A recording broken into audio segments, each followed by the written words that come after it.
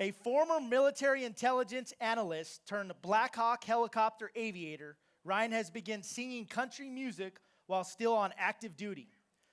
With a story unlike any other in country music, Ryan's life experiences are truly examples of the American dream.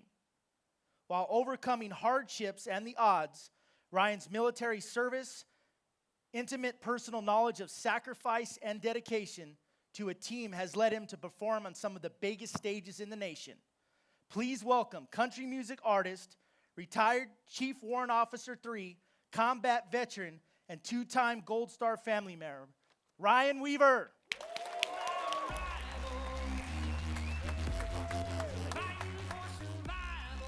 What's going on?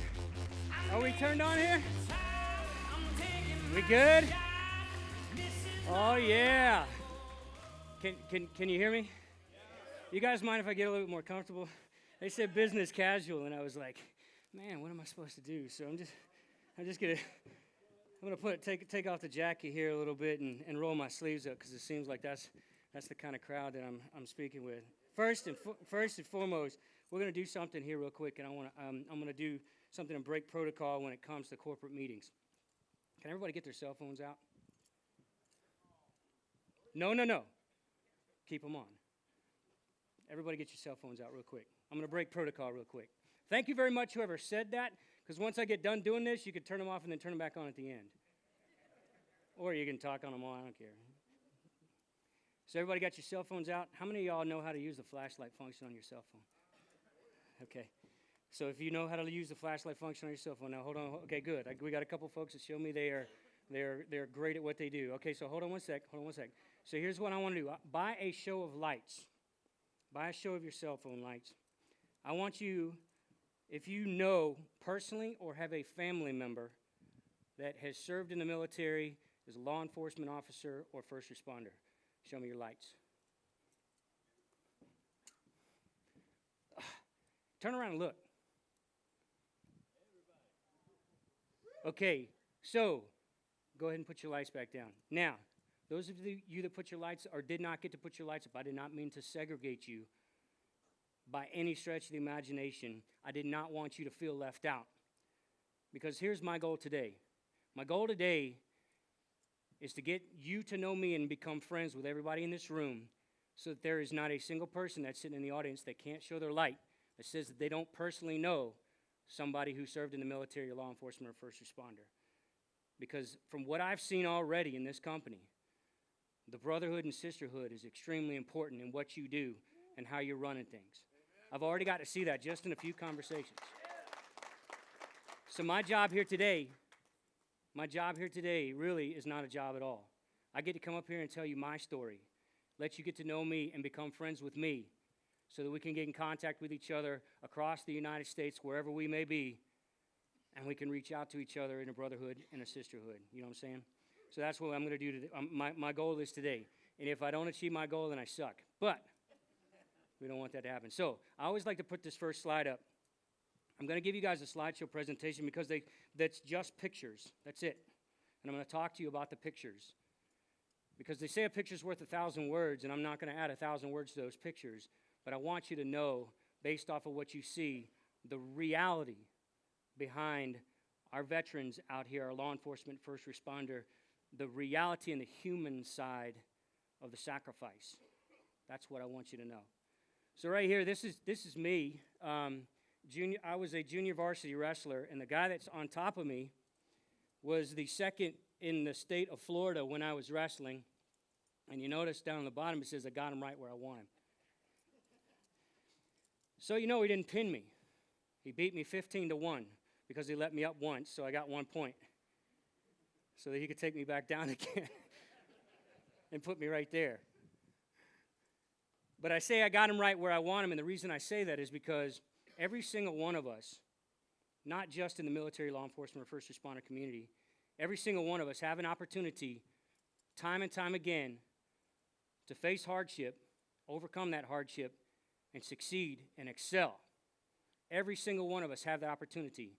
The only difference between those who fail and those who succeed, I believe, are the people that believe that they truly can succeed. That's my choice. That's what I think. That's what I believe. So that's why I say I got him right where I want him. Because that guy pinned every single person that he wrestled, with exception to the number one guy in the state of Florida, and me. And I was a junior varsity guy. Just saying. So I had him right where I wanted him. So now I'm going to get into telling a story about my family. My brother, CW2 Aaron Weaver, was a ranger in Somalia. He was in Black Hawk Down. Those of you who have not seen the movie Black Hawk Down or have not seen it in a while, there was a lead character in there. His name was Jeff Strucker.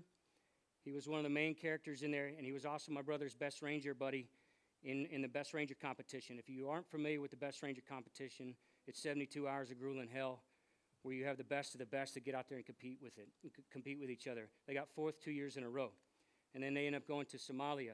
Well, here's a picture of all of them up in Somalia.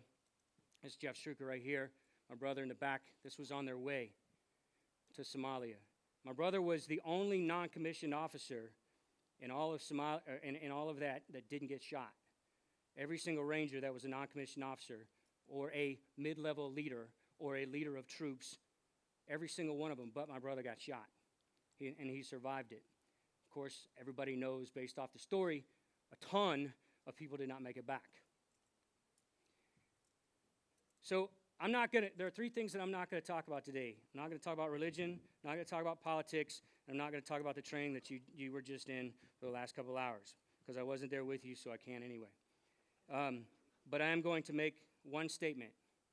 Without question, my brothers and sisters in arms, my law enforcement brothers and sisters in arms, and first responder brothers and sisters in arms, what you stand for, what you believe in, and who you are means everything to me. Means everything to me. This is in Somalia. Notice the flag's at half staff. This is my brother unfurling the flag because it meant something to him. So I stand. I'm just going to say that. When I transitioned from military intelligence to being a warrant officer, I went through flight school, and I was fortunate enough to have my brother Aaron, who is to the left of me in that picture, and my brother Steve, who was also a warrant officer at the time, come to my graduation. I graduated top of my class as a Black Hawk aviator, and the great thing about that was they got to pin my wings on me. The only person that got to have their wings pinned by themselves was a Distinguished Honor Graduate, and my brother Steve was on his way to Yugoslavia at the time. He was in a training mission, and fortunately he was there. Aaron's advice, his leadership while we were in flight school, because we were in flight school together for the most part of it, was the reason I graduated top of my class. I could say hard work and dedication and the desire to be successful was that, but nobody's an island. And I will give him praise every single time when I say that I accomplished that. You only have one Distinguished Honor Graduate, but I'm going to tell you right now, there were three of them sitting right there. We became the first three brothers to fly in the Army as warrant officers at the same time. This is me in Iraq. I was ugly. My hat looks a little bit similar to this one, so that may have been a precursor. So this is Aaron and I in Iraq. He actually surprised me in Iraq. I didn't know he was deployed. And this was the last picture that we had taken of us together in Iraq. He actually flew into Baghdad International. I was at Baghdad International. If anybody's familiar with Iraq, you have Fallujah. He was at Al-Taqadim with the 82nd Airborne when I was with the 101st, with the 1st Armored Division over there. This was the very first picture that we had taken of us in Iraq when he actually surprised me after a flight. The reason why I put the last one out there was because I wanted you to know that that was the last picture that we had taken of us together. This was a few months before that when he surprised me after I just got done flying. Notice all the chest cheese? All y'all military folks out there, chest cheese means you have a whole bunch of stuff here because you've done a whole bunch of stuff. Thing is, he was legit, straight up. This was him flying in Iraq. That was me flying again. So if you guys are okay with it, because I can't do anything about it, there are going to be times where I get emotional when I'm speaking, because it's real. I'm not up here faking, giving you guys a story that's made up, that's contrived, or that is exaggerated. This is exactly how everything has gone down in the last 13, 14 years of my life. So this is Aaron with Savannah, his daughter. When Aaron came back from Somalia, he was not the same person. He was completely different. He was hard. He was cold. He was hard to love. He was hard to talk to. I'm sure every single one of you out there been to a combat zone, understand those things and what you had to deal with when you came back, and the re-socialization of a veteran. Law enforcement officers every single day are dealing with those risks. They see it every single day. That's why I love you guys so much. That right there shows who my brother really was, not what the Army made him and what combat turned him into. Because when he had Savannah, his heart opened back up. And it was amazing to see him turn into the person that he was. So on January 8th of 2004 was the last day that I flew a Black Hawk helicopter in Iraq. We got back from the flight. Fox News said Black Hawk shot down west of Baghdad. My crew chief was standing next to me. He said, man, my parents think I'm dead right now. Because, of course, the news doesn't like to give any information. They just like to throw the hot topic out there, right? Doesn't matter whether there are facts involved in it. Doesn't matter that there are families that are seeing it all over the news that have no idea what's going on, with exception of the fact that their family members are flying. Their family members are over there.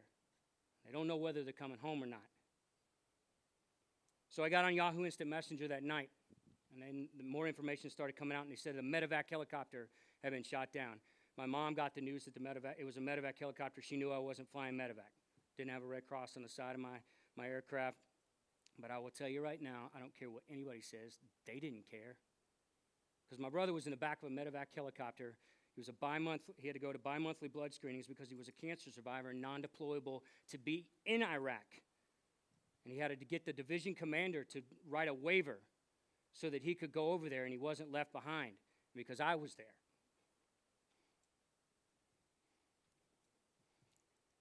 So I was on Yahoo Instant Messenger with my mom. And she said, I saw that it was a medevac helicopter. I knew that it wasn't you, but I feel so horrible that there are families that aren't going to see their loved ones. And it was really the first major incident where a helicopter had been shot down in our history over there that was talked about, that was actually on the news. Because there are everybody knows, there was a lot of stuff going on that nobody knew about. But that was one of the first major instances that they knew. So I got off of Yahoo Instant Messenger with my mom. I showed up at her door 15 minutes after that. I said, ma'am, Department of Defense regrets to inform me that your son was killed in action. And she said, wait a second, I was just on Yahoo Instant Messenger with him. And she said, your son is Aaron Weaver. I'm sure the notification process, they didn't know that she had two sons over there flying at the same time. Anyway, so I came back from Iraq to my brother's funeral. My hometown was shut down. Thousands of people lined the streets. My brother was the first veteran in our county killed since World War II. We didn't even lose anybody in Vietnam. So my county knew no loss as far as that was concerned, with exception to a generation that was before mine.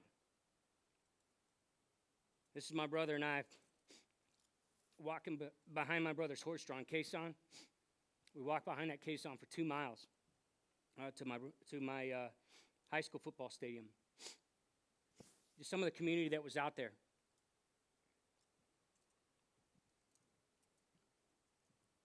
That's Savannah.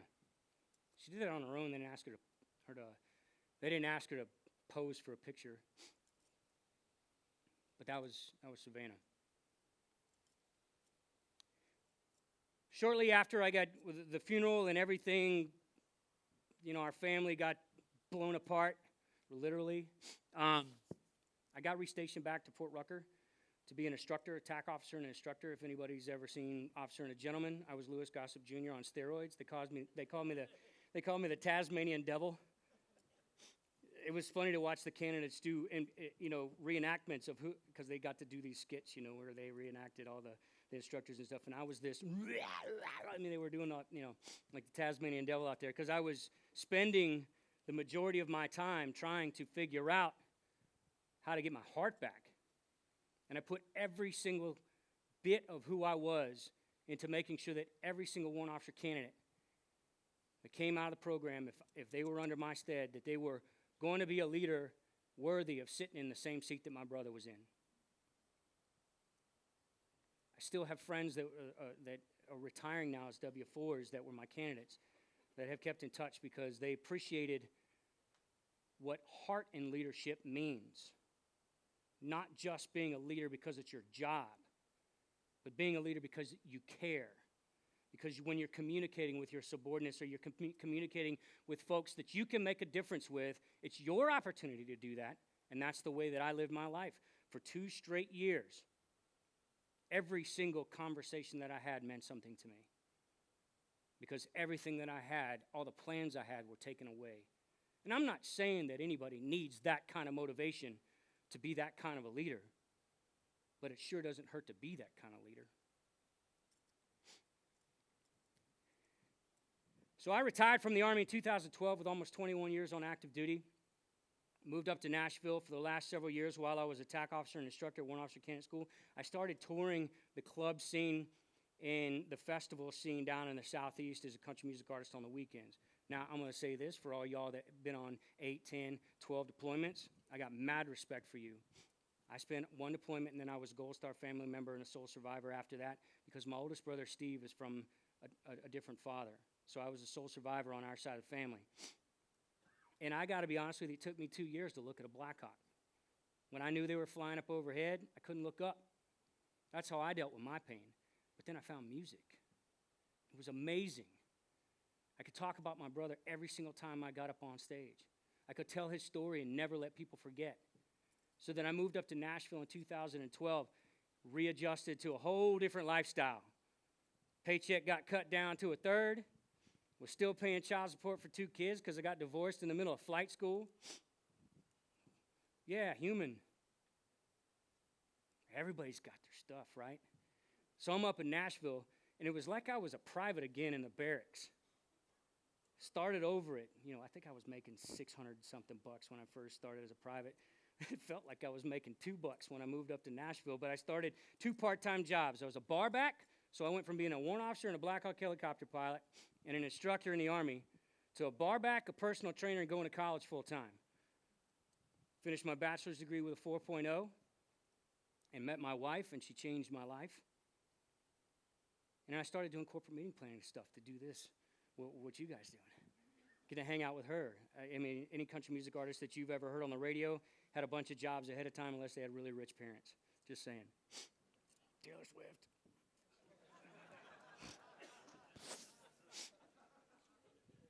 And I love her too. She's great. Actually, you're going to hear a song I co-wrote with her drummer. You're going to hear a song later on. So in 2013, Randy Billings, who was married to my sister, CW2 Randy Billings, was flying in Afghanistan. And he was on a mountainside doing a reconnaissance, and the Black Hawk he was piloting was brought down by a ground-exploded improvised explosive device. A passenger in the back survived, and everybody else was killed in action. And we became a second-time Gold Star family. This was the last time she saw him. Great man, became very close with him, became very close friends, care everything about my sister. She means the world to me. And she changed his life, or he changed her life. We attended his funeral, the second for our family. If anybody's ever been to one, it's more than enough. Nobody ever needs to go through that. I wouldn't wish it on anyone. To go through it twice,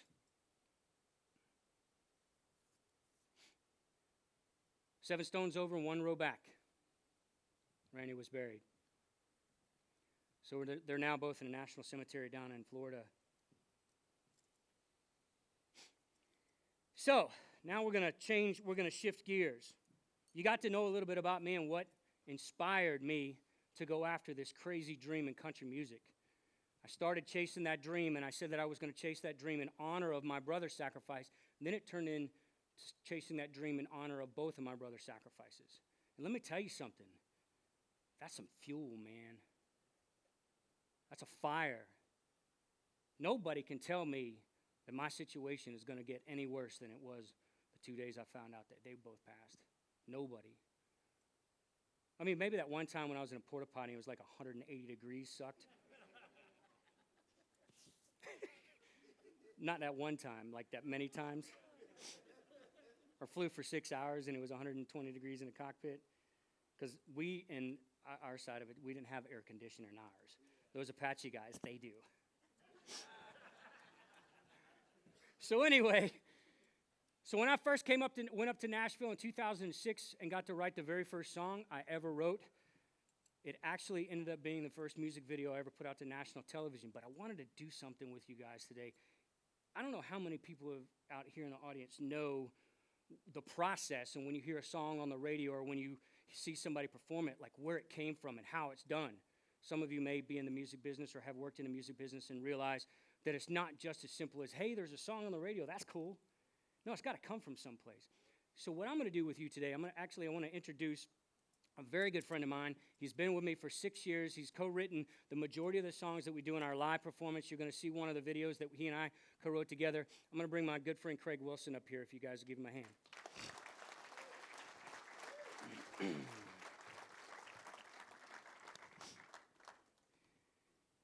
So we're going to change from one microphone to the other because this microphone sounds so much better. And it has like 6 layers of auto-tune on it, so I won't suck. But anyway, what I wanted to do with you guys today, just while I'm speaking, because I don't know how many speaking engagements you guys are, folks you've ever had that have spoke in front of you at a corporate conference that performed when they spoke as well, or gone back and forth kind of a thing. But I wanted to show you guys what the song sounds like in the writer's room when it first gets written, and how it gets put together, and then I'm going to, we got some, church, baby, church. Then I'm going to show you guys the final product in a song and music video that went out to national television and was actually international. If you guys are cool with seeing that process and how my passion has become reality. Now, just so that you know, everything that we're going to show you here today, everything, not a record label, not management, not anyone in the industry, with exception to myself and the people that believed in me and my friends, funded any of this or did any of this. Just me. That is what the fire is about right there. Now, I'm not bragging. I'm not going to brag because you may see this and think it sucks. But I do want to tell you that the first song that we're going to do, this was back when Jason Aldean's Hicktown. I don't know if you got how many listen to country music. This came out around that Jason Aldean Hicktown time, so you're going to also see a transition in my music and how I've changed as an artist in the music that we've done. But if you guys don't mind, we're going to do a little bit of an acoustic thing here to my song Crank It. We're going to hold off the video until we're done with this.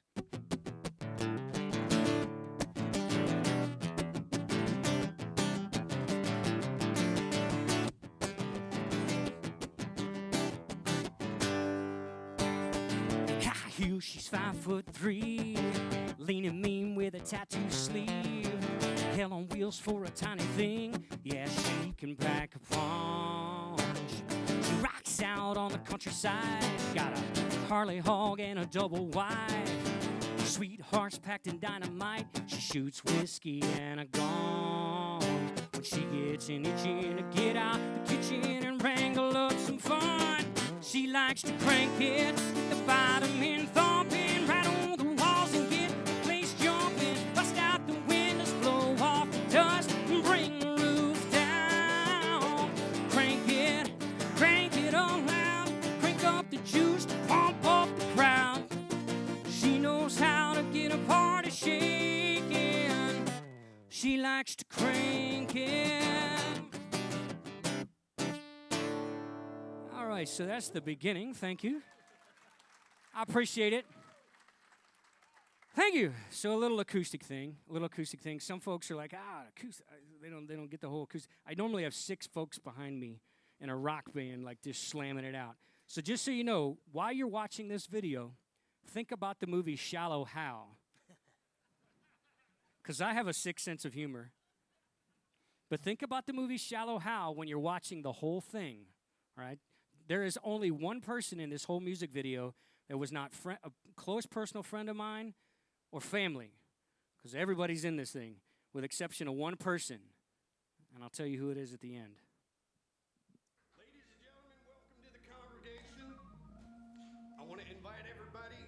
worship with me today and ask yourself, what would JC do? I've been noticing some ugly behavior, and I just want to say that beauty is skin deep, ugly is to the bone.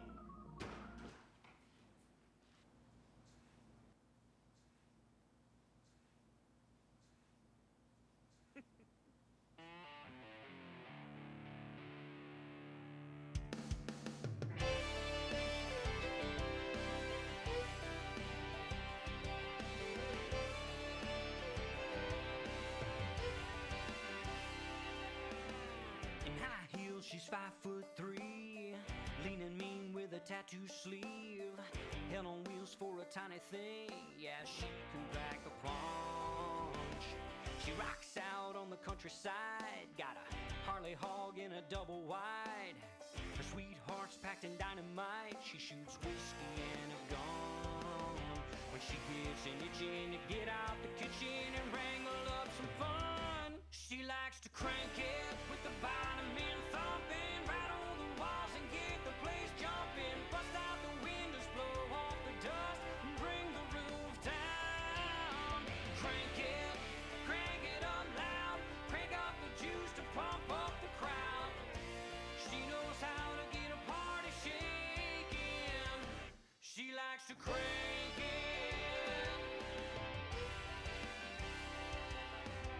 Sunday morning, 10 a.m. She smells of gin and a night of sin. In a pew up in front again, shouting hallelujah. The congregation comes alive when she gets up to testify.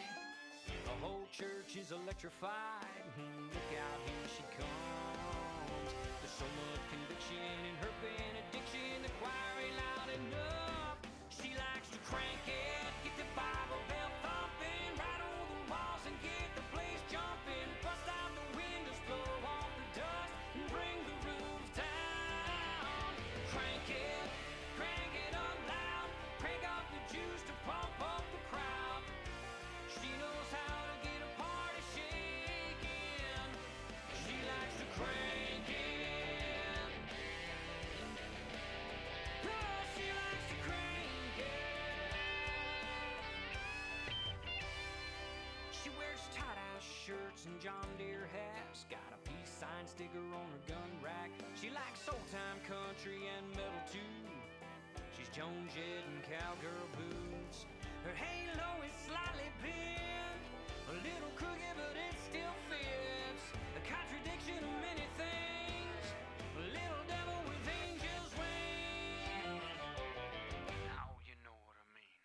She likes to crank it, get the bottom end thumping, rattle the walls and get the place jumping, bust out the windows, blow off the dust, and bring the roof down. Crank it up loud, crank up the juice to pump up the crowd. She knows how to get a party shaking. When she gets to rolling, the earth starts quaking. She likes to crank it. Oh yeah, she likes to crank it.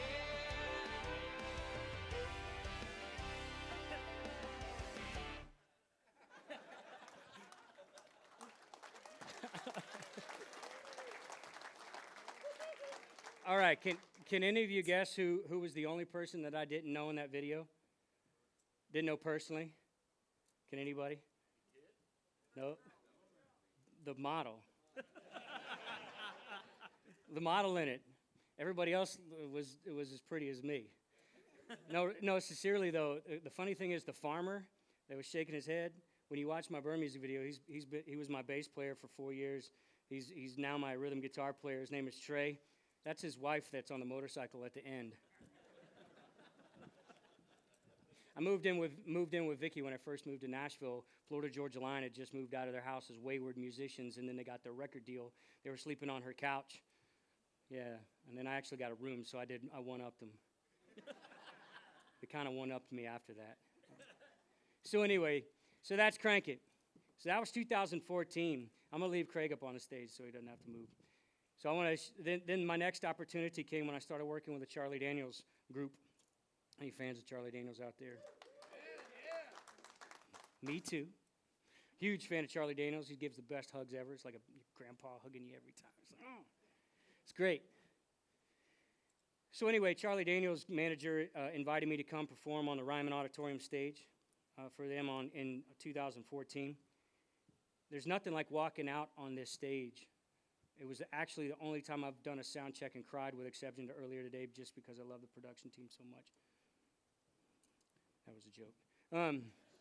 Anyway, but I actually did walk out on the stage and started crying because I thought about all of the things that I had been through and that I had done, the number of club scenes that I'd done that were in places like Roadhouse, when they were throwing bottles at the beginning. To standing on that stage and singing, opening up for Charlie Daniels, the mother church of country music, it's like angels are looking down. Every time I see that picture, I think about my brothers and hoped that in that moment I did them right, and everything up to that point too. Thank you. So basically what I'm going to do is I'm going to talk now about some really cool stuff that I got to do since I went through all that crap, because this is really where the cool stuff comes in. It comes in through that dedication of the fire. So this is actually Bridgestone Arena in Nashville, Tennessee. This is the first Bridgestone Arena gig that Craig and I got to do. You guys look, Craig is actually standing right there. This is the very first show that we got to do. So give you a little background on this picture real quick. Ted Nugent just got done doing Cat Scratch Fever. Right before that, Michael W. Smith was right after that. I don't know if anybody knows Michael W. Smith in the Christian music side. Two monsters in music. Completely opposite ends of the spectrum in music, but two monsters in music. So Ted Nugent just got done with his set, and all of his band unplugged because he's big enough to have his own band. I had the house band with me, but they unplugged everything into a sold-out arena. So we walked up on that stage literally sound checking and starting everything over with. They said, "Oh, Ryan, you got 2 minutes to talk." And then I got up there, and I'm looking around, and we're not ready to play. The whole band is not ready to play music because everything was unplugged. Nobody knew what their instruments were going to sound like. As a matter of fact, the bass didn't start until the middle of the song. But I got up there, and I sang a ballad right after Cat Scratch Fever. And it was a ballad I wrote on the 10th anniversary of my brother's death, called What You Think of Me, that we just got licensed into. Chris Peranto, one of the survivors of Benghazi, a television show, Heroes TV. We just got it licensed, What You Think of Me, that I also co-wrote with Craig. In my living room, if you guys want to see the acoustic version of it, it's on my YouTube page at Weaver Country. But we got up there and sang a ballad, and for the first time in my career, I got a standing ovation from an entire sold-out arena for a song that they had never heard. Because I got to tell the story ahead of time. I got to tell them how much the song meant to me and how much standing there meant to me. It was an incredible moment. It was absolutely amazing. So then comes 2015, September 11th of 2015, and I got invited to perform on the Grand Ole Opry stage. And Charlie Daniels had only introduced, or I don't know if you guys know how, the Grand Ole Opry is not a place. The Grand Ole Opry is a show.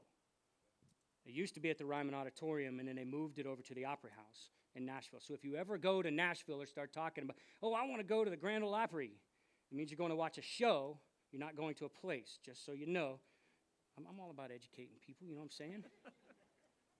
But anyway, I got introduced, and that was major artists like Charlie Daniels, who are Opry members, host segments of the show. That was the second time he'd ever hosted a segment in his entire career, and he introduced me on September 11th to play What You Think of Me again and get a standing ovation to a sold-out audience on the Grand Ole Opry stage. Nobody knew who I was. I didn't have a song on the radio. Nobody had any idea. But I got to tell the story because the story matters. That's me and Chucky. Totally kidding. I would never call him Chucky in front of him. But it was kind of cool to get a little hatch print. I don't know if you guys are familiar with hatch prints, but having a hatch print from the Grand Ole Opry with your name underneath Charlie Daniels is pretty freaking cool. Just saying. Yes. Now, I'm bragging a little bit about that. I gotta say, because I mean, it was just amazing. And Craig, oh, hold on, sorry, I have to do a second. Have to do something here real quick. This is in my contract. Yes, this is in his contract. There's Craig right there. Thank you. Thank you.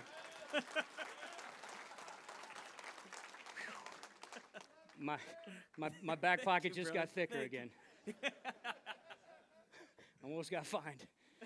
Whew. All right. So Craig was there too. That was Trey, by the way, the guitar player on the other side. I don't know if you saw it or not. The farmer. There he is. That's the farmer in my Crank It music video. Kind of cool stuff, huh? Oh, he was actually on the Bridgestone stage too. I should have pointed that out because I got to give him props. Okay, so I have to say, this is my crown jewel when it comes to everything that I've gotten to do or that I've worked for in my career. So every single one of you have had projects and the things that you've worked on, right? That you think, like, how can I get any better? How can I, I see this and I'm like, I want to show this to people and say, this is the best I can do, but I'm going to beat it. This is the best I can do, and we've beaten it. That's all I'm saying. Took us a year and a half to fund this. That volunteer jam that I showed you the picture of, I met John Tigan and Chris Peranto. How many of y'all, by show of hands, have seen 13-Hour Secret Soldiers of Benghazi? The movie 13-Hour Secret Soldiers of Benghazi. Okay, as Americans, I'm just going to tell you right now, you need to watch that movie. It's not a political movie. It was all talked about during the election and all that kind of stuff because of, whatever. It's not a political movie. It's like Black Hawk Down that talked about what happened on the ground and what they went through, and it's told by the guys that are on the ground. So if you like movies or those kind of things that are as true to form as possible, two of my best friends are two of the Benghazi survivors. I'm going to tell you everything that you've heard out there from anything other than some certain news networks is true. They got left. But I spent a year and a half funding this, and Craig and I actually wrote this song on my couch in my living room. So if you guys are cool with it, and gals are cool with it, we're going to do a little bit of the acoustic side again, let you guys see what it sounded like when we first wrote it. Just so you know, we have two Benghazi survivors. Every person in this music video or law enforcement first responder or military family, all the extras in it. Paramount gave us authorization to use the trailer clips from the actual movie, so you're going to see us transition back and forth between the movie and the video. And oh, by the way, no record label involved, no management, just people that believed in me. Now, I'm going to tell you right now, this is the reason I keep saying this. There's a reason. Because every single one of us out there need other folks to be in our corner to make things happen.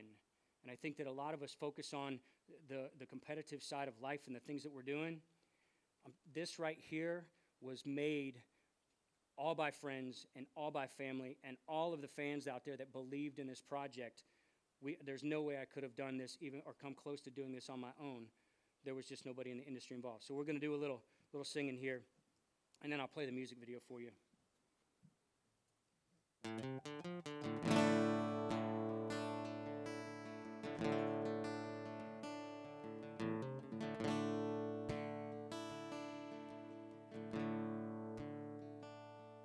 When you dare to take a breath,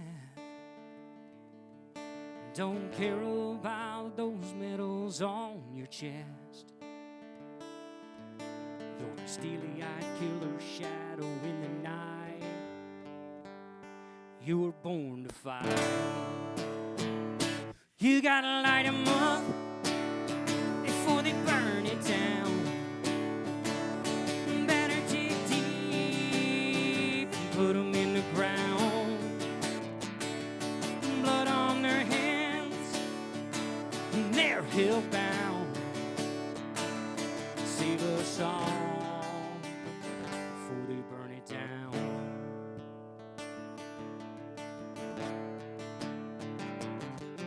It's a long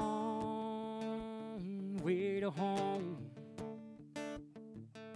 but you won't take the hard road all alone. Just look to your left and look to your right. You were born to fight. You gotta light 'em up before they burn it down. Better dig deep, put 'em in the ground. Blood on their hands, yeah, they're hellbound. Save us all. Oh,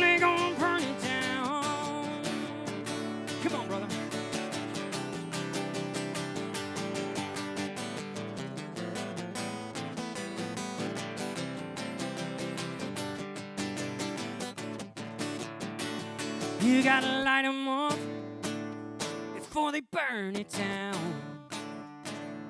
Better dig deep and put them in the ground. Blood on their hands, yeah, they're hellbound. Save us all, they gonna burn it down. Save us all before they burn it down.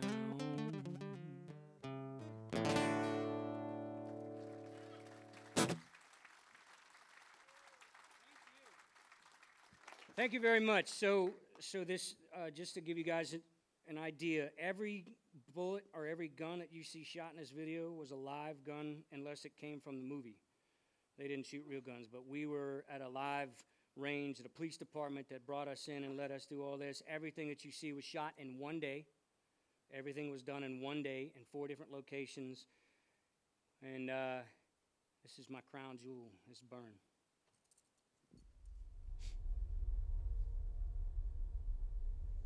It is important to remember that some of us come home at a price, and that some families are not so fortunate to have loved ones come home at all. Give thanks that you may reach that place. I do.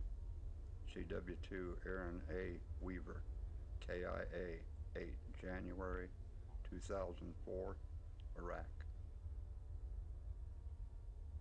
13 Hotel, inbound.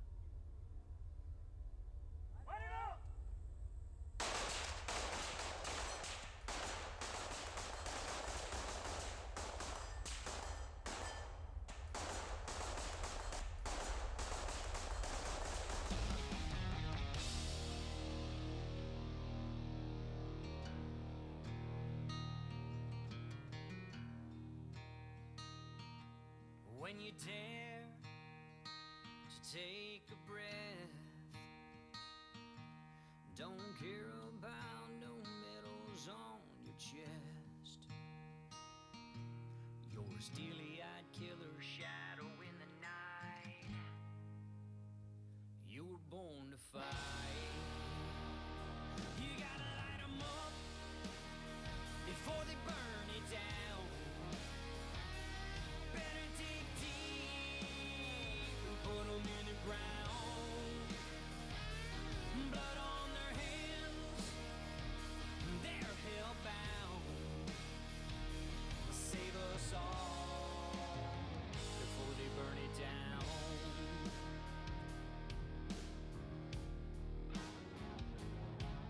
It's a long way to home, but you won't take the hard road all alone. Just look to your left and look to your right. You were born to fight. You gotta light 'em up before they burn it down. Better dig deep and put 'em in the ground. Blood on their hands, they're hellbound. Save us all before they burn it down.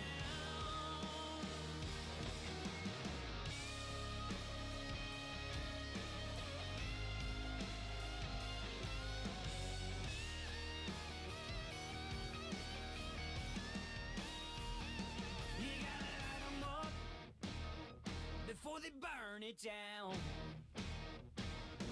Better dig deep and put 'em in the ground. Blood on their hands, yeah, they're hellbound. Save us all. They're gonna burn it down. Save us all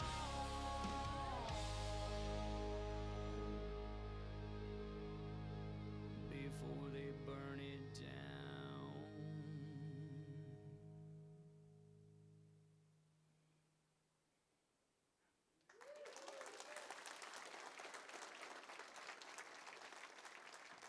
So, just so you know, you can't keep Tonto from taking his shirt off in anything. If any of you have seen the movie, He's Too Sexy for His Shirt, he does the whole, whatever.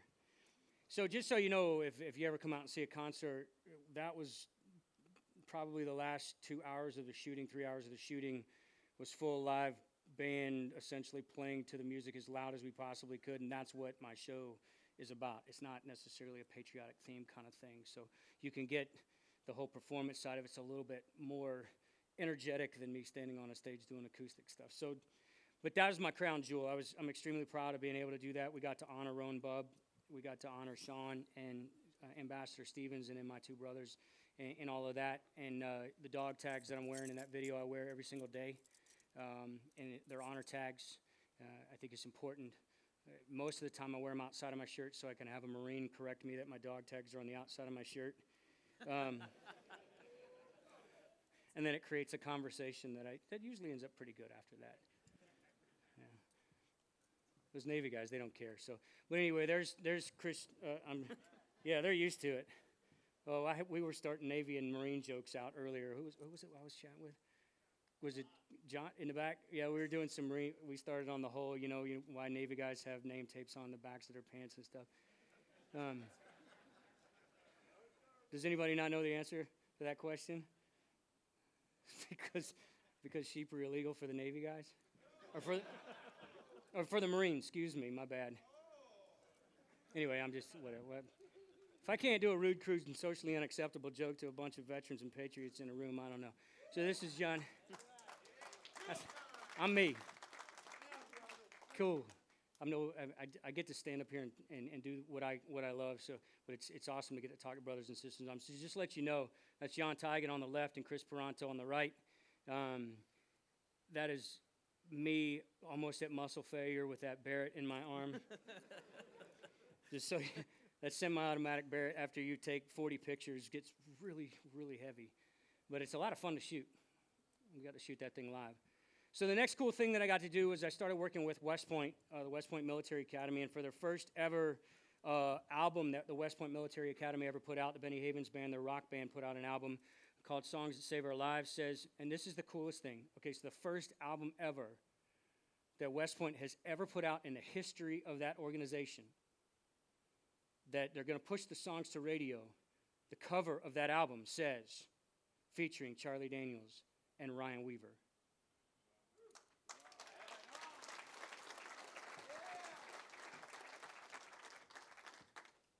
Once again, without a song on the radio, without management, without a record label.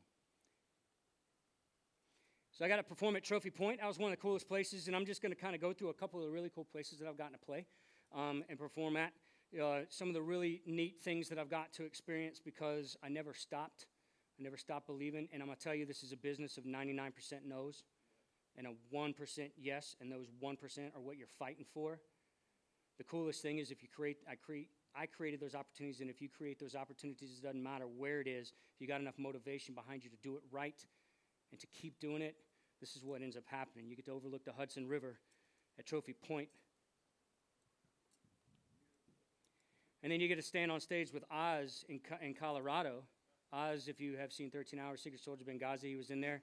He got his arm blown off in the climax scene, I guess you would say, in the movie, not to be a spoiler.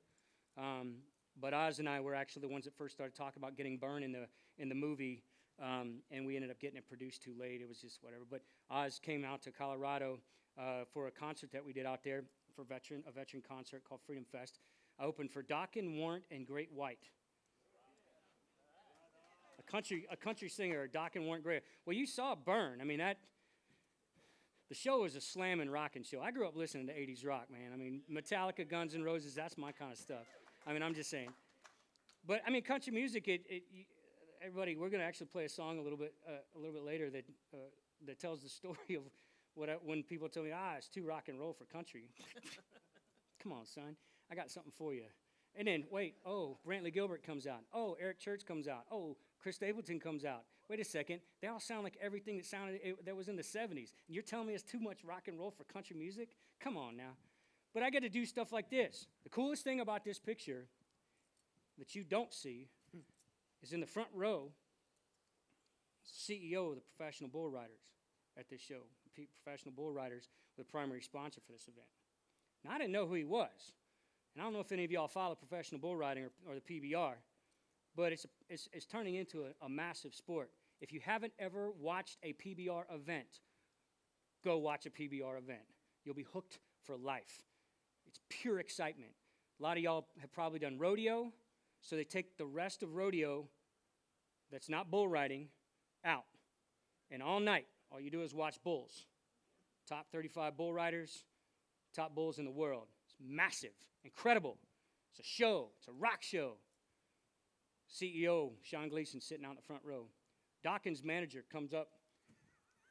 I'm at 15 minutes now, so I won't This get is too my long in the favorite story. Yeah, this is his favorite This is my story. favorite story. This is when the whole the military side of me came out. First time it came out on stage, my wife's jaw dropped. She's videoing me and turned the video off. She's like, I've never seen Ryan do that before. So Dawkins' manager comes out, and they flew my whole band out. We're raising money for a military nonprofit organization called the American Soldier Network. Organization I believe in. Great organization. And we're out there, and I got a 45-minute set that they're paying me and my band to be there for. We get 3 songs into the set, and I'm on the front of the stage, and Dawkins' manager, and since I'm in a room of mixed people, I won't say how he said it, but Trey was to the right of me and walked behind me, and his manager comes out and says, you guys are done, get the off stage. 3 songs into my 45-minute set. I'm on the front of the stage singing. I have no idea any of this stuff is going on. I'm like tearing it up. I'm having a good time. We get done with the song, and Trey said, hey, Dawkins' manager said, get off stage. We're done. He said it the same way he said it. But anyway, so I said, what? I turned around, and for the first time in my country music career, because I was at a biker event with veterans all over the place, it was an adult event. I started dropping F-bombs like nobody's business. I said, I came here for my brothers and sisters in arms to raise money for them. I didn't come here for some 80s rock band that's going to tell me to get off stage. And I mean, I lit into it. Dude who's running the event, I see him, he's like trucking down to the stage. He's like, and I'm thinking I'm in trouble, but I'm going to tell him how I feel about it anyway. Because why are you here? Why are you performing? I didn't just come here to perform. I came here to make a difference. Show isn't about you, Dawkins. We had these whole what was it, Nut Punch Dawkins memes after that? Memes, yeah. Sorry. Anyway, Sean Gleason, the CEO of the PBR, who is as blue-collar and Western culture as you're going to get, was in the front row and heard everything. But the guy came up to me, he's like, Ryan, I didn't tell him to cut your set short. You finished doing what you're going to do.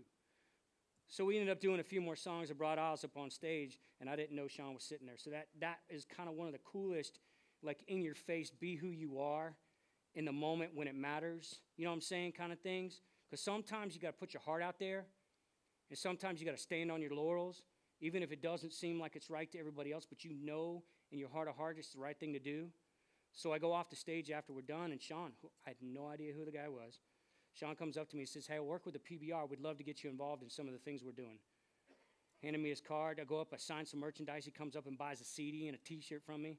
Lord knows how much money that guy spent on me after that, right? But I'm just saying.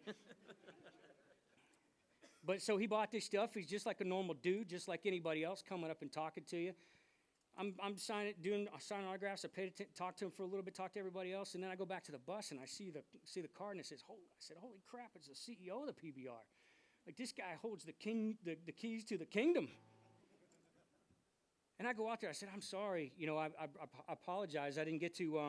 I didn't know who you were. I didn't spend a whole lot of time. He said, no. I want you to understand something. He said, the best thing about talking to you was that every single person that was standing in front of you when you were having a conversation was the most important person you were talking to. Every single person. It didn't matter who it was. You gave them the time and you talked to them. And you made them feel like they were important because it matters. And those are the kind of people we want involved in our with the PBR. And I think about that every single time I have a conversation.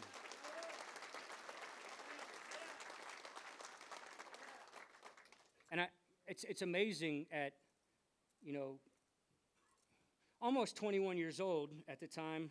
Not really. I was really in my 40s. Almost 45. Anyway, what you can learn just in a conversation. But I tell you what, my dad always told me, when you're standing in front of somebody and you're going to shake their hand and you're going to look them in the eye, you make sure that they know that that handshake means something, that it's not just a handshake. So anyway, we came out with the Celebrate America EP. I signed a record deal with them in 2017 with the Professional Bull Riders. They had never signed an artist before to a record deal. Yeah. An international sports organization that competes in 6 countries around the world signed some dude who's not on a label, no management, never had a song on the radio, to a record deal to do a 4-song EP. Co-wrote, anybody know Win Varble? You ever heard of Win Varble? If you haven't heard of Win Varble, you've heard the song Have You Forgotten? Just got back from the war, Waiting on a Woman. A few of those, in the patriotic crowd. If you haven't heard those songs, I mean, everybody has. He co-wrote that, and he also co-wrote one of the songs on here called Get Up. It actually was called Get Up or Get Out, but IMG owns PBR, and there's a little bit of a different political perspective there, so we had to change the title, but I co-wrote that with him, and he produced the whole album with me. PBR paid for it, had my first EP to ever be released. Everything else I released on singles because it all was direct music video and a single. First time I had a 4-song EP. So this really started off this huge journey in 2017. We're in 2016 at the PBR World Finals at T-Mobile Arena. Steven Tyler was the headlining act. From Aerosmith, if you don't know that name. Just saying. Lead singer of Aerosmith, yeah, that guy. He was the headliner. I was the headliner in 2017.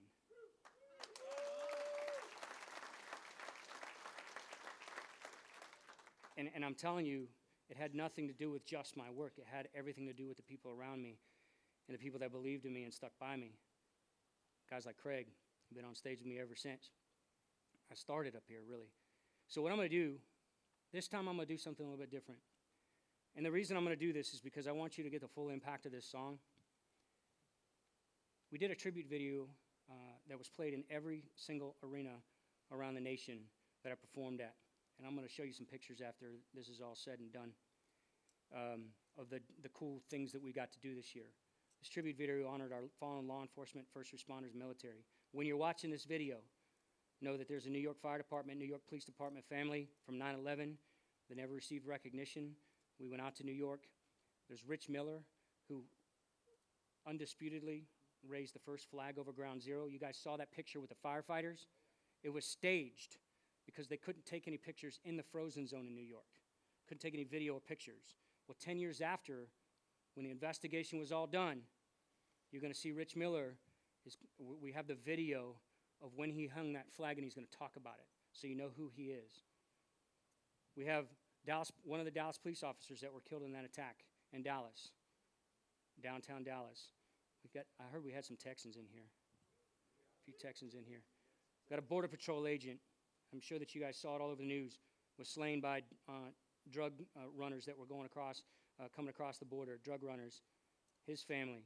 And then you have my family. I represent the military side of it. I co-wrote this song with a guy named Matt Billingsley and 2 other folks. The guy named Matt Billingsley is Taylor Swift's drummer. We co-wrote this song specifically for this album. And I had to introduce this album or this song every time, and we honored a local firefighter, law enforcement, or military, or first responder, law enforcement or military at every single arena around the nation this past year following one. So I'm extremely proud of this because I get to tell my story for the first time in a recorded song, a full recorded song about my brother, and this is never forgotten.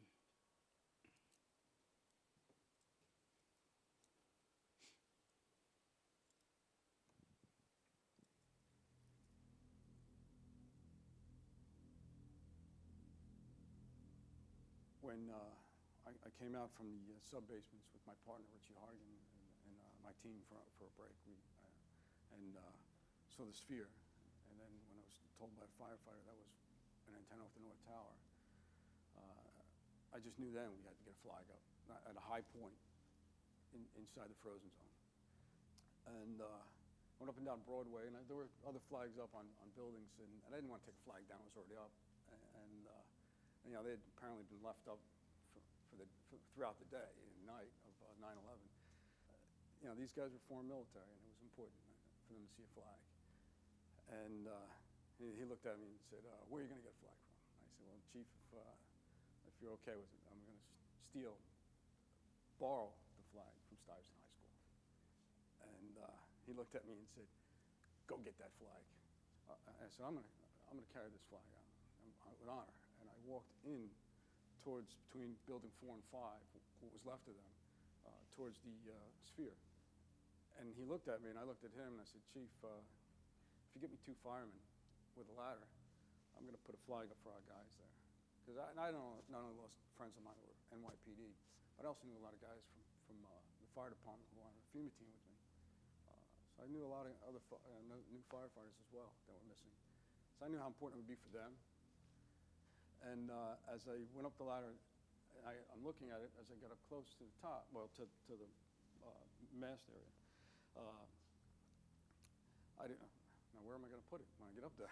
And so as I'm reaching out to put it through a hollow pipe, the flag started to unfurl itself, and I heard the fire battalion chief yell out, "Present arms!"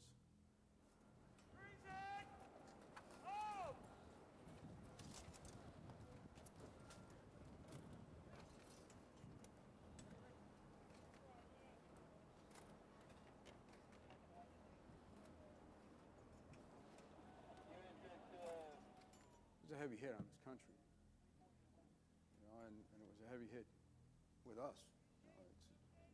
We were New York City.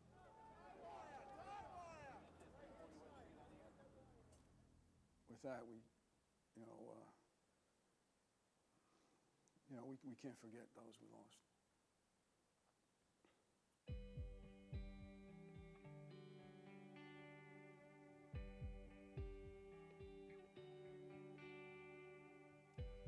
Standing alone, I imagine your face,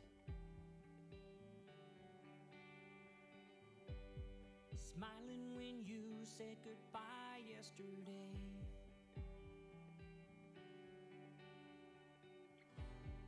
You were my hero, my heart, and my everything. I hold on to hurt so you won't fade away.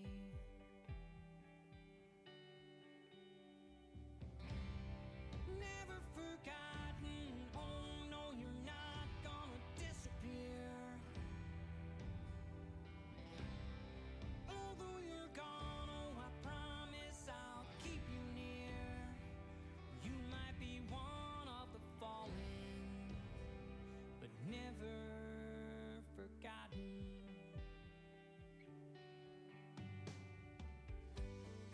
They don't remember, but we let them know.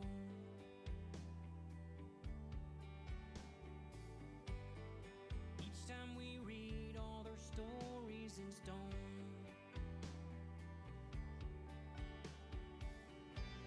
This was someone's daddy, their mama, their everything. In a field of reminders, they're not coming home.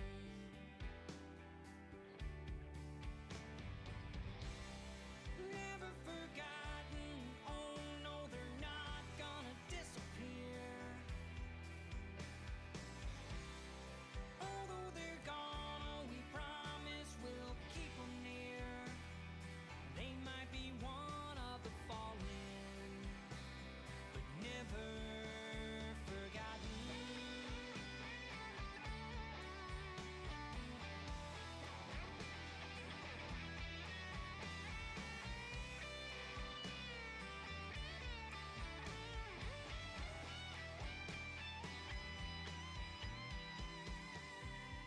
Never forgotten, reminded of you in your daughter's eyes. And sometimes she smiles when she falls, almost never cries. Never forgotten, oh no, you're not gonna disappear. Although you're gone, oh, I promise I'll keep you near. You might be one of the fallen, but never forgotten. They might be one of the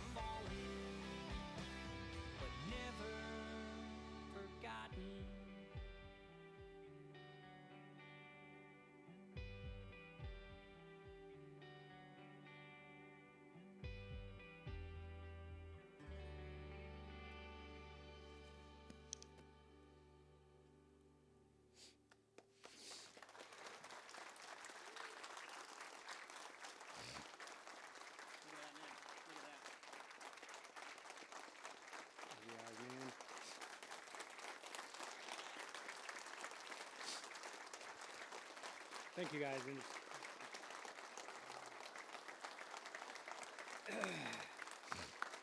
Thanks. Please, please, please. Thank you. I really appreciate that. I know that it matters to this audience. I know it matters to every single person in here. We get to do what we get to do because of them, straight up, and all the sacrifices by those of you who did make it back. I tell you, it was really cool to see this poster when we knew that we were going to the World Finals, and the PBR made this poster for me. But I had no idea the kind of impact that we were going to make around the United States and the hearts we were going to touch. And the people, sorry, now I got snot running out of my nose, and I'm crying like now just imagine this. I'm going to go off on a tangent here because I'm good at tangents, and I'll get right back to where I was. Just imagine this. Thanks, sweetheart, appreciate it. And that was a Tennessee sweetheart, not a I'm married sweetheart kind of thing to another woman. Just saying. I really appreciate it, and it's in army green. What do you know? Yeah, is it okay if I put it in my pocket? Thank you. So what I didn't know was that the way that they were going to use me, I was going to introduce this video, and we were going to honor a local family, and then I was going to sing the national anthem a cappella right afterwards. Now, I don't know if you've ever tried to sing the national anthem a cappella when you have snot running down your nose and tears running down your face, but it sounds like a bunch of cats fighting in a water bucket. And yeah, so I had to. So I bought these earplugs, these in-ear monitors. They were sound isolation, so I could turn them off. And I would sit there and I would stare at the middle of the arena.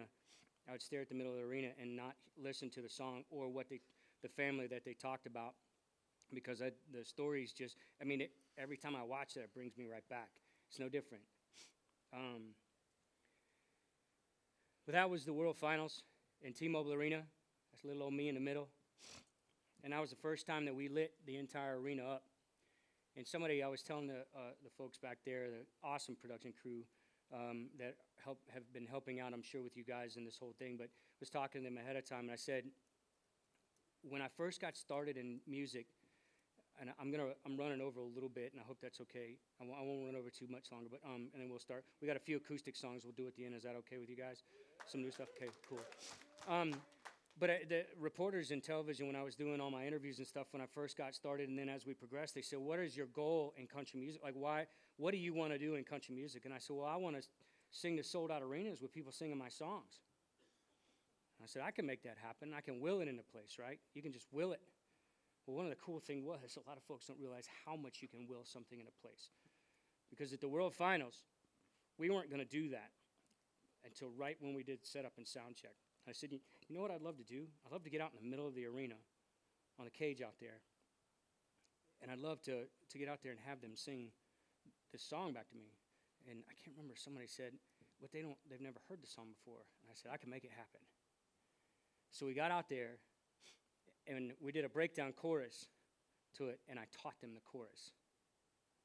It's a real easy chorus. I'm going to sing it for you here in a minute. It's a real easy chorus. But I taught them the chorus and had them sing it back to me. So I willed it into place. It didn't take very much. All I had to do was teach them a real short chorus, and then, I had everybody get their cell phone lights out, and that's all. Those are all legit. We didn't doctor that picture. That's what it looked like when I pointed to one side, and when they said, "That's what America means to me," and the other side was singing the other part of the chorus, and it was just freaking amazing. It was one of those cool moments, you know. And just because it's part of my contractual obligation, there's Craig in the picture right there.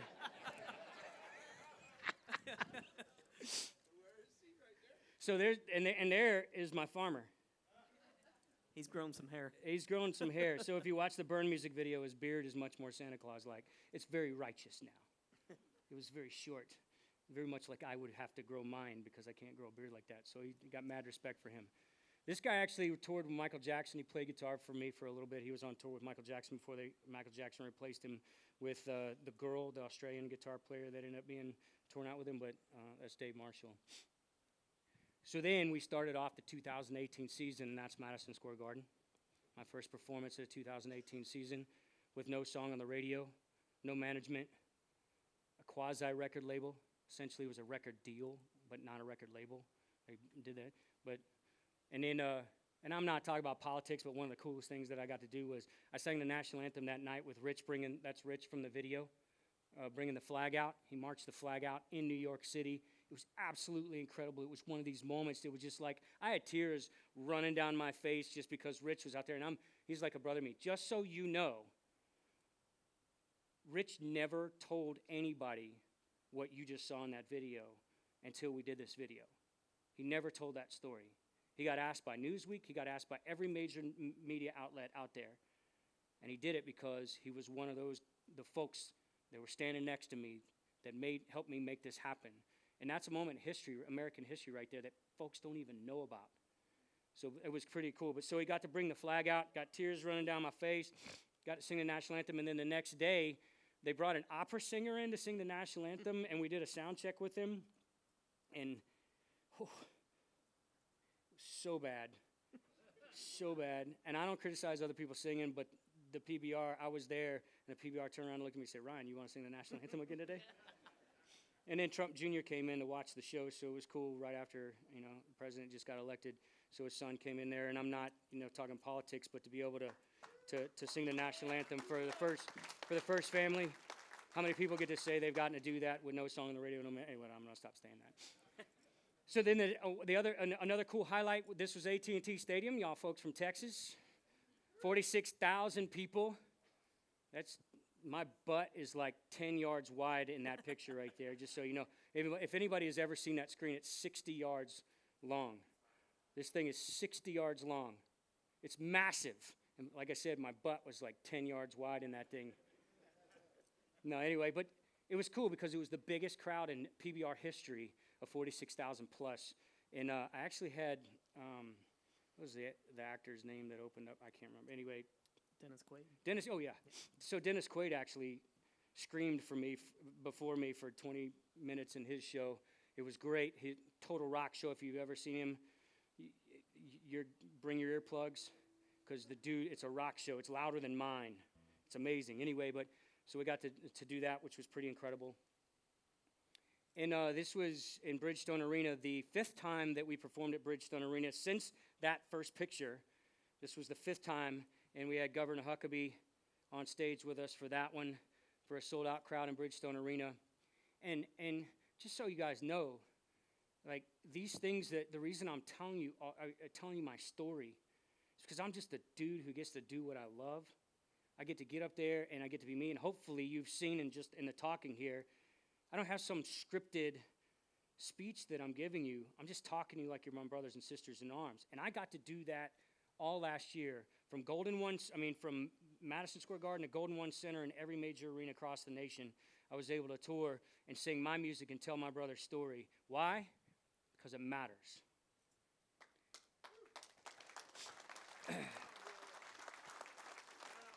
So I had one more cool thing that I think there's only one. Yeah, I got one more cool thing as far as the performances are concerned. Duke University played against Army this year, whipped Army's behind, and Army did really well this year. But Duke University brought me in the first time in the history of their football program, brought us in. I wish I had a picture of this one. Sorry, Craig. That's the corner of my guitar. You can kind of see it there. Yeah, it's just... I'm there, I promise. That's partial pay for that one. Yes, partial pay. Okay, partial, okay. Dadgummit. I knew I was going to get fined for this at least once. So anyway, they'd never brought a full band in for a live halftime show, and I was the first artist that Duke University ever brought into their football program. And that includes, if you don't know this, do you know the only other place that the Rose Bowl has ever been played in NCAA history, other than the Rose Bowl? Wallace Wade Stadium. Remember when there was the threat on the West Coast of us getting hit? We were at war, and they moved the Rose Bowl to the East Coast. A lot of folks don't know that. Kind of cool thing is, I brought some Stars and Stripes to the mix, and a whole bunch of college kids, because I don't care what anybody says about the millennial generation, but a whole bunch of college kids lit up Wallace Wade Stadium. The same reason we were lighting up every other arena around the nation, because I told them that we're doing it for our heroes, because that's what matters. It was amazing. So a couple more things that I want to tell you that are really cool that have happened. And, I'm not doing this to sell you on my stuff, just to let you know that a dude who had his boots in the sand in Iraq in 2003 could have his boots in the center circle of Grand Ole Opry in 2011, could have his boots in Madison Square Garden, could also have his own clothing line. I have 9 Line Apparel. I don't know if you've heard of 9 Line Apparel. I'm a partner brand with 9 Line Apparel, one of their 8 partner brands. You can go on 9 Line Apparel and search Ryan Weaver, and you're going to find 6 designs out there. We were actually able, with 9 Line Apparel, to raise $2,500 for the Gary Sinise Foundation and $3,000 for my brother's military order, the Purple Heart. And I always said once I got to the level where my name could make a difference and we could change people's lives, that I would always give back to my brothers and sisters in arms. And this has been the first major opportunity on a national level that we've been able to do it, because this company is amazing. So any of you out there, if you, I know that I'm freaking loving just all the hats and just the beards. There's so many cool beards in this crowd. I love it. It's great. You guys just have to love the gals, have to just love the beards. It's like everybody's fuzzy. Zach Brown, he just killed it for me, man. Like once Zach Brown did it, everybody was doing it. Even the military. They followed Zach Brown into oblivion. I'm sorry, no, I'll go back to it. So anyway, we do have a clothing line out with them. This is my Remember Everyone Deployed red shirt. And then the other thing, I don't know, you could zoom in on this with the camera back there, but these American flag boots, I don't know if you see them up here. These are actually mine. They're the Ryan Weaver by Lane Old Glory boots. And those are the women's version for you ladies up front. These are the women's version of black with a nice clutch and an arm cuff. You can go to lane.com and look up those. And I always show the ladies' version because they're the ones that are going to force you to pay for them. Why'd you give those ones to me? Oh, why did you get... Why'd you give those ones to me? Truth comes out. We don't need to talk about that. But anyway, so now I have my own clothing line and boot line out there as a non-label artist, because the companies that came to me while we were in, working with the PBR saw the difference that we were making in the veteran community and law enforcement and first responder community, and they really appreciate it. And there are a lot of folks out there just like this company that truly I've been able to embrace as friends that have jumped in on board with me to give back because we need to. Thank you. Thank you so much. I appreciate it. Okay, so I'm going to leave this up right here, but we're not going to play the song until a little bit later on. My newest single that's out there, if you guys get on your phone, if you're on Spotify, if you're on iTunes or whatever, we just released a single on March 1st. It's called Arrival. We're going to play that at the end of the night so you can actually get a taste of it, see if you like it or not. It's a mix of all different genres of what I grew up listening to. So if you like rock, if you like country, if you like dubstep, if you like a mix of all that kind of stuff, if you really like to work out to slamming songs, that's really why we did it. And actually the reason why I did it this way was because when I was touring around with the PBR, I got to see how they use music to motivate everybody in the crowd. And they don't just make it like, and I'm not saying anything, but football games, they pause and they're playing music, and then when they're playing, they stop playing music. They play music almost through the whole thing at a PBR event because it's just stuff's blowing up everywhere. There's fire and pyrotechnics and laser lights and all kinds of crazy stuff and music. And the music, I think, is really the great connector there. So we'll play that at the end. But that's the newest single that's out right there. So if you just search Ryan Weaver and Arrival. But do you guys mind if we do a couple acoustic songs before we do? And then are you cool with that? All right. So we'll do a few acoustic songs, and then I'll open up the floor to some questions if you guys have any. And I'm here to say hi. Craig and I don't leave out till 6 o'clock in the morning from the hotel. So if we were hanging out with anybody, I'd love to. Obviously, I came here to make friends. So, dude, which one do you want to start with? I'll let you go ahead and take a pick. Can I surprise you? Surprise me. We're going to do 3 songs, and then you're going to sing the third one with me, all y'all with beards. There you go. So, I don't know if you guys have figured this out yet. I'm a musician. I love songwriting. I love music. It's all I've ever done. I've been with this guy for 6 years, standing on stage. And music is not the reason. Although I love writing with him, and I love making music, it's because of the way he treats people, including me. And every single person he meets, I guarantee you, every single person he meets, he treats just as well as he treats me. Except for guys with beards. Totally kidding. That's why I'm clean shaven. You know what they told me? It's too much rock for this country. Say you can't mix rock and roll with your country. Ain't gonna make no money. Might as well go back home. But you know, I think it's a little bit funny when they start to hear that drum beat with a dirty guitar tone. Everybody's rocking all night long, singing my rock and roll country songs, yeah, rocking on the countryside. So I'm gonna rock all night long, singing my rock and roll country songs, yeah, rocking on the countryside. It don't matter where we roam across the nation, everybody's drinking libations, buzzing like a bee about the show. I wanna pour you some whiskey, maybe some tequila, are you with me? Maybe get a little bit frisky, dance with someone you don't know. Cause everybody's rocking all night long, singing my rock and roll country songs, yeah, rocking on the countryside. So I'm gonna rock all night long, singing my rock and roll country songs, yeah, rocking on the countryside. This is the one a few times it gets an acoustic solo. Y'all give it up for Craig Wilson on that acoustic guitar. Oh man, he's so good. Can't hear him much in a rock and roll band, but he's so good right now.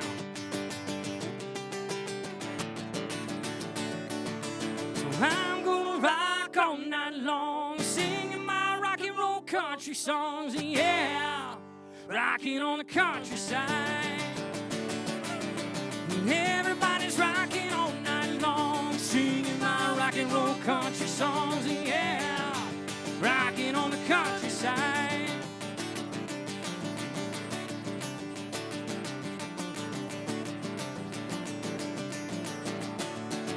Oh, yeah. Add 2 rock and roll guitars to that, a bass player that knows how to put a whole bunch of funky fuzz on it, and an acoustic guitar player that you can't hear. It's amazing. He keeps me around because I'm the pretty one. Yes. I agree. He's pretty. I'm going to move over a little bit if you don't mind. No, for you're this good, next- man. You're good. You're good. All right, so actually, this is one of my favorite songs to do in the show. We're going to get a little funky here because this is kind of a cool bluesy swamp country thing. And you're going to get this feel, this song, the feel of this kind of song when you listen to Arrival at the beginning. We're going to do this one and one more. And we'll turn it down for you. Rolling down the road, going nowhere, guitar packed in a trunk. Somewhere around mile marker 112, Papa started humming a funk. I got a Jones in my bones before we know it. We're singing this melody. Stop the car, pull out the guitar. Half of the New Orleans saying, take me home. Said, take me home.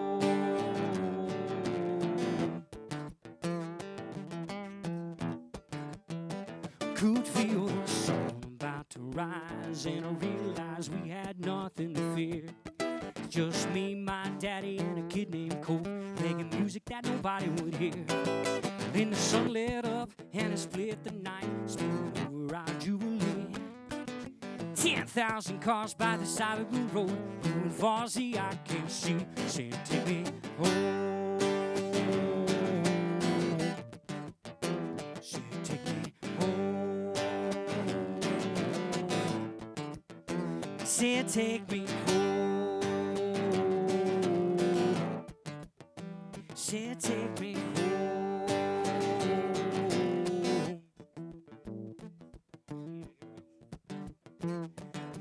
Said, this Greyhound is Delta bound, mama. Baby boy done finally found. I said, this Greyhound is Delta bound, mama.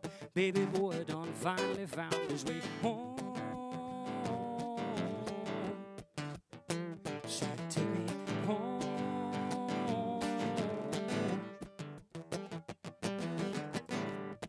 Here we go. Hot Damn, you should have felt the groove like I was swimming in a sea of soul. Sun was rising and the day was hot, and we was all about to lose control. But Daddy turned his face up toward the sky, and I knew that there was nothing to lose. Felt the crowd breathe in, and I closed my eyes, and we dissipated into the groove. Saying, take me home. Saying, take me home. Saying, take me home.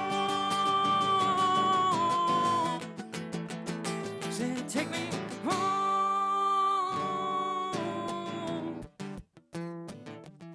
Y'all like this swampy stuff? I like this swampy bluesy.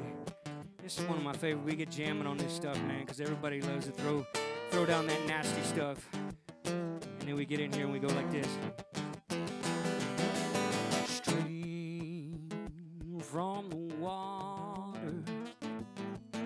Stream from the water, children. Stream from the water. Stream from the water, children. Stream from the water. You don't know nothing about this. Take me home. Say, take me home. Say, take me home. Say, take me home.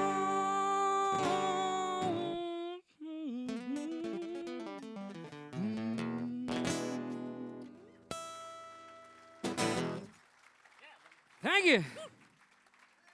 I love all my guitar players when they all start getting up there and they go into their own little world on stage, and I sit back and let them groove. That song can turn into a 15-minute song if we want it to, just because when they start playing, I don't want them to stop, man, because these boys are bad, I'm going to tell you right now. You think he's bad? You got to see my two guitar players that do it with the loud guitars. They're great. Oh, and then you got a bass player. He doesn't count, though. Kidding. Okay, so we're going to do one more for you, and this is actually off the Celebrate America EP as well. You guys can look up Ryan Weaver, Celebrate America. You already saw Never Forgotten. And this is the one that we've been lighting up the arenas with. So hopefully you guys like this song. I co-wrote this song as well. This song really tells what this company, I think, is about. It talks about what this company is about and the way that y'all think. And I think that it resonated across the United States with every single walk of life, every single person that was out there, which is why we were able to get everybody on board showing how much they care about our heroes. This is called That's What America Means to Me.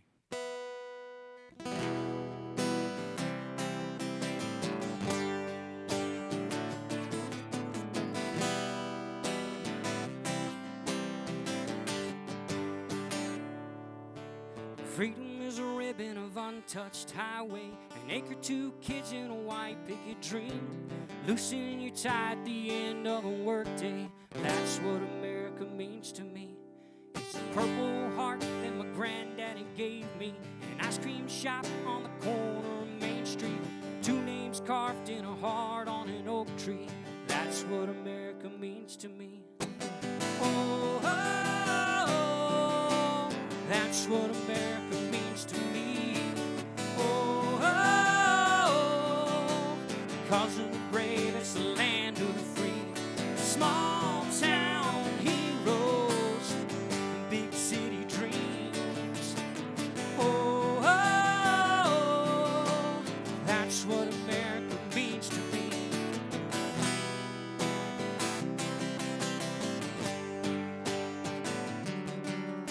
Bottle rocket summers dropping from rope swings. Friday night dance with the homecoming queen. Detroit steel rolling out from the factory. That's what America means to me. Oh, oh, oh, that's what America means to me. Oh, oh, oh, because of the brave, it's the land of the free. Small town heroes and big city dreams. Oh, oh, oh, that's what America means to me. That's what America means to me too.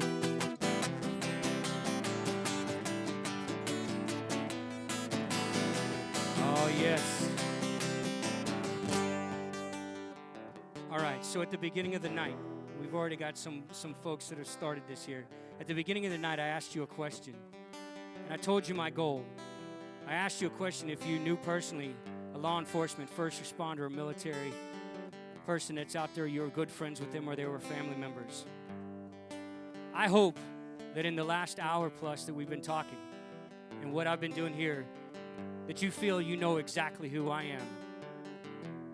And by a show of lights on your cell phones, can you tell me if you feel, and this is not to do something cheesy, it's just really freaking cool.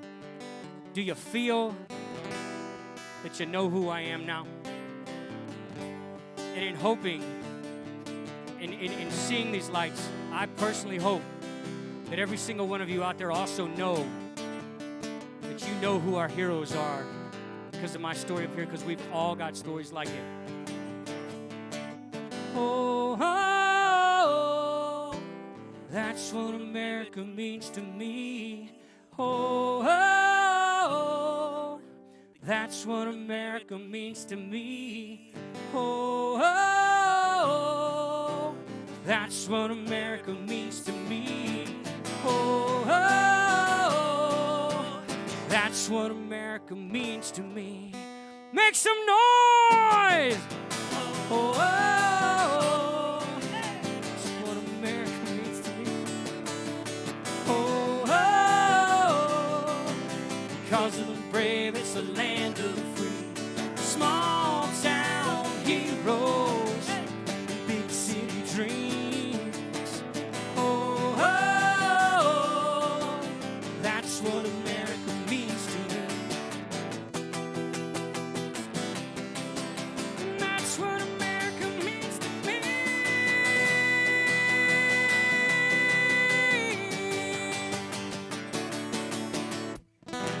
Thank y'all so much for having me. Really, really appreciate it. Please come and say hello. Let's hang out. If you guys are hanging out around town down here, I would love to hang out with y'all folks. This is a cool group of folks. Hey, my name is Ryan Weaver. Go to weavercountry.com. I cannot thank you. I mean, you gentlemen, I can't thank you enough. And not just you gentlemen, but everybody in HP Communications. I cannot thank you enough for bringing me in to do this. I mean, it's... Hey, these guys are great. Just give it up. Y'all, one more time for Craig Wilson. Thank y'all very much. Truly appreciate it. And this, oh, wait, hold on, we got some. Well, hey, on behalf of all your new friends here, Ryan and Craig, right on, guys, and from the, let's see, the 450 brothers and sisters that are not here, from the grateful band of brothers and sisters. We want to thank you, brother. Thank you and your family for your service and sacrifice to this great country. I know you just sung that song. It means something. What America means to me, brother. It matters. And I know there is no HP in this dream that's been realized in these rooms and in places throughout California and Texas and Miami, where HP is on the mission. Watching our brothers back, being our brother's keeper each and every day is not possible. With guys like you, all the guys that served, our first responders, that protect America, that keep us safe, that ensure the blessing of liberty and freedom is here, that a small bunch of guys can get together in a living room and launch out and do the great things that we do. So thank you, Ryan. And thank your family, thank your brothers. God bless you, brother. God bless you, man. This is... Thank you so much. Wow. Thank you, sir. I really appreciate it. You guys are freaking amazing. Thank you again, sir. I really appreciate it. Thank you. This is great. Awesome. Man, I don't deserve this. Yes.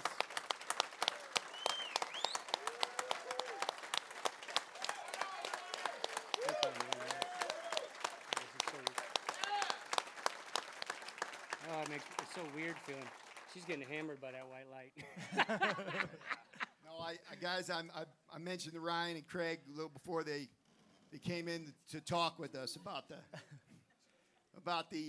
family of HP and the 80 plus sets of blood brothers the 15 fathers and sons, and then, you know, the other half of the company that's related to Chris here.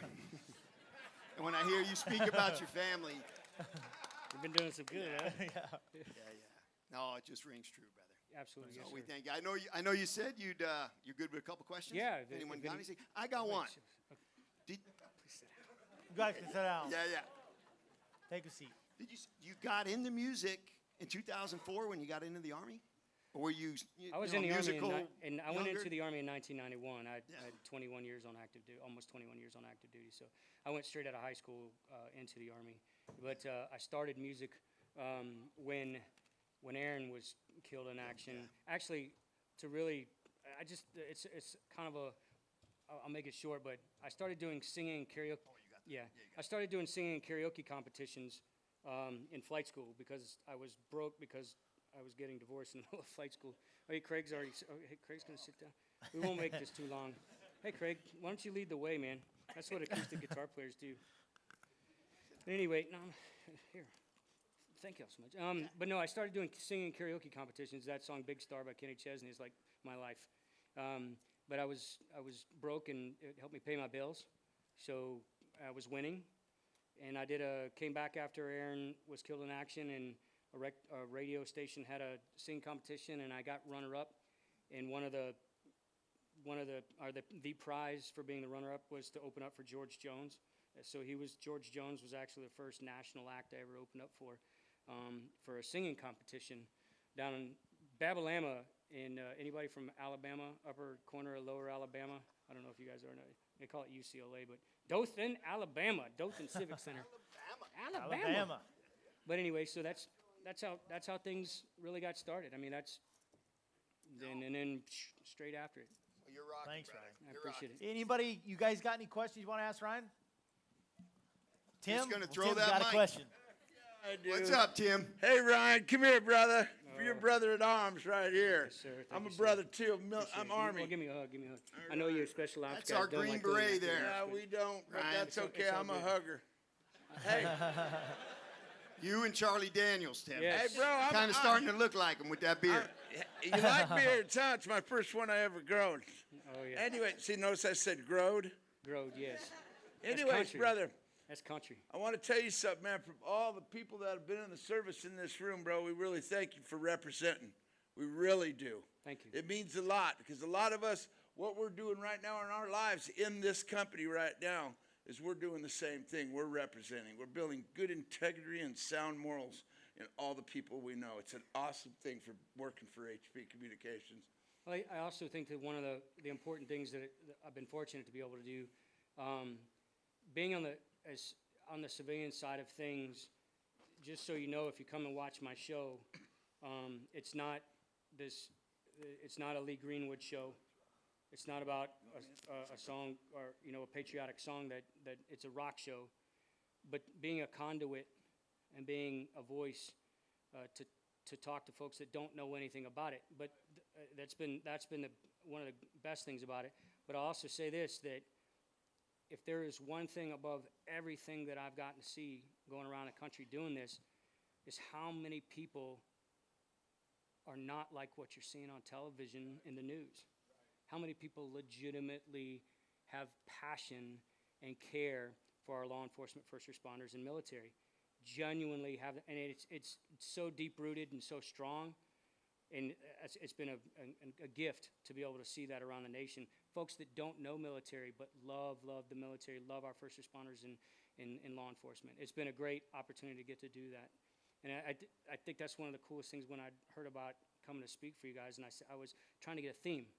Well, I was like, what am I supposed to talk about? They said, like, man, just tell your story. Because this crowd's going to they're some of the most patriotic people you're ever going to meet in your life. It's hard to think about that with the PBR because they're founded around patriotism. They were the first international sports organization to sign the We Stand United Pledge, where they would stand for every anthem, regardless of what country they were competing in, out of respect for those who had sacrificed. So it was, for me, it and it totally rings true, man. You guys freaking rock. I mean that. Hopefully you know I'm not just saying that because I'm standing here. I mean it. Awesome. 2 clap for Ryan. All right. Anybody else? Anybody else have any Hard to questions? see. You don't have to. I know it's been long. There Yes, you sir. go. All right, Ahmed. Ahmed. We can't see you, but go ahead. All right. All right. Andy's a Dallas fan. Hey Ryan, first Yes, off, thanks for your service. Thank you, sir. You know, you mentioned in the music industry, so there was 99% no and 1% yes. Just want to ask you, like, yeah. what are some of the things that you got from the military that helped you actually overcome that 99% to actually make it in the music industry? I told the porta potty story earlier, so that really. No, I mean, I think that one of the best things about. Let me backtrack. There are so many intangibles that you can't put on a resume. That when you're an employer, a manager, or an employee, there's so many intangibles that you can't put on a resume that need to be recognized when it comes to what you gain from military service. And the thing is, I know not everybody in here is military, law enforcement, or first responder. But I know we live in a world where everything is judged in such a different light. I mean, you're required, the whole robotic side of everything is what you see that we're supposed to be. And it doesn't make sense because we get to folks like me because I've seen it from the inside out. I've got to watch my family fall apart, the human side of it. But as far as, to answer your question after I've gone around, but those intangibles are the things that I think that, Craig will tell you, he and I have had so many conversations, even recently, and then amazingly, a volcano exploded of great things. But the country music business for me has always been a constant ebb and flow. It's just like the business, and if you're doing sales or whatever it may be, it's this ebb and flow. It's trying to keep yourself on an even keel across the middle of it. And I think to hurry up and wait in the military, the good, the bad, the indifferent, going from really bad circumstances to great circumstances to, like for instance, how many of y'all have been deployed by a show of hands? How many of y'all have had deployments? Okay, so those folks that have been deployed understand the value of coming back to seeing water spinning in your toilet. I can't tell you, I've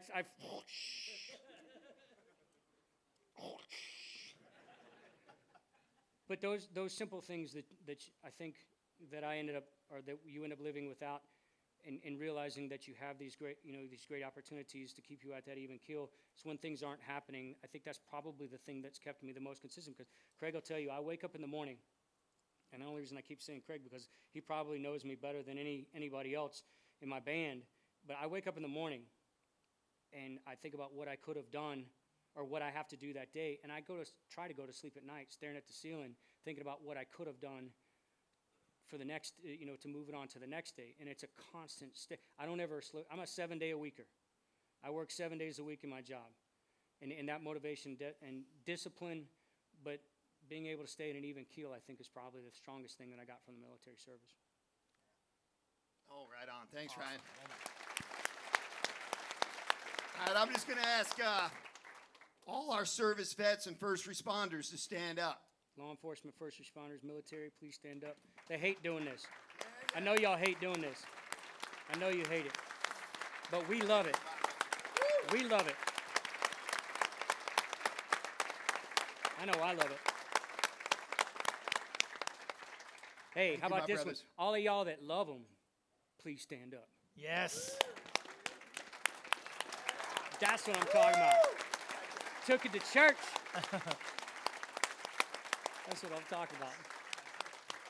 Thanks Thank y'all again, so much. Ryan. We I really appreciate appreciate you. I got one for Yes, Craig. absolutely. Craig, are those official Ryan Weaver boots? Nah, he won't get me my own pair. They're too expensive. I gotta wear these. What happened to he just got rid of the girls' pair I bought him. Yeah. We're gonna I'm get you a returning pair my of girl's boots, pair Craig. that he bought me, trying to get a He really guy's likes pair. The clutch, though. The clutch, that's his favorite. Yeah. What's next for the band? Where are we going, guys? What's The coming next, up? I have a speaking engagement with the Border Patrol Foundation in D.C. at the end of March, and then we have a show with Lee Bryce. If any of y'all, I don't know if you know Lee Bryce. I'm opening up for him at the Army Aviation Association of America annual conference and then there was some kind of talk or word about potentially coming back here to California in June. I don't know. June, where's Zach? Zach Attack, where are you at? Somebody. Zach, where are you? Oh, yeah. There's Zach. Zach, what do you think about Ryan Weaver and the band and Craig rocking the Camp Pendleton Mud Run in June? What do you guys think? We promise to be much, much, much louder. I will tell you that it is not background music. Every time I get hired for a corporate event and they hire the whole band, I tell them they're getting a concert. If you're trying to network while we're playing, probably not a good idea. But we'll blow the roof off the place. Will the Marines let you on bass, Ryan? My dad's a Marine, and I love him. He's the greatest man Yeah. alive. So, yeah, Awesome. I mean, it seems that we got, how many Marines we got out here? We're up. Gosh, I'm so surprised I haven't heard that before this. So surprised. But no, I mean, they're all my brothers and sisters in arms. We all bleed the same blood. And I'd be honored to come back and play. Right on. Awesome. What do you guys think? Yes.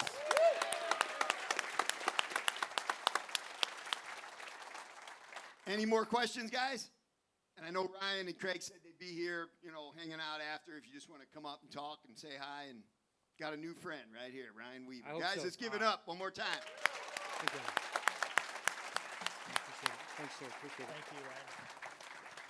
Thanks, sir. Thank Truly you, man. appreciate it. Thank you. Absolutely. Yeah, brother. Thank you. All right. So, what do you think? 8 o'clock tomorrow sharp. Everyone know where they're going? This is great. Thanks, sir. What's up, man? Oh, Brad. Is that some- So I forgot about that. Okay, so 7 o'clock breakfast. 8 o'clock we start our training sessions, right? So all of us that are training will be in our sessions at 8. And we'll start at 8 for my group. Sorry, there's no breaks. We just go on through, but it's been good. Did the second group have a break? No, we went through. I love it. Did the time go by? That's it. Flew by, brother. It flew by. Flew by. Awesome. Thanks, brother. Awesome. Let's give it up to all the trainers, guys. Chris is going to do it again right now, Tim. Awesome. Let's do it. Thanks, everybody.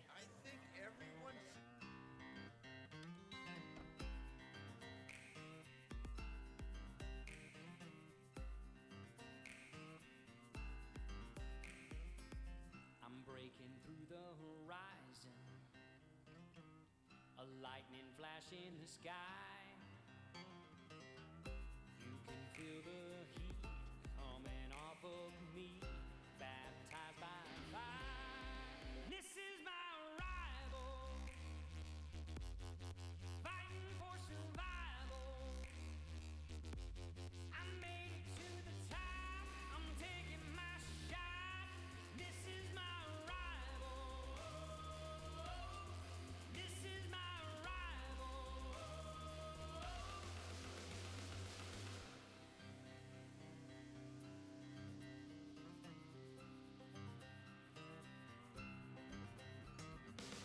A visceral reaction, something I'm not gonna hide. I've waited for this moment, now I'm gonna own it. I'm on fire. This is my arrival, fighting for survival. I made it to the top, I'm taking my shot. This is my arrival. This is my arrival.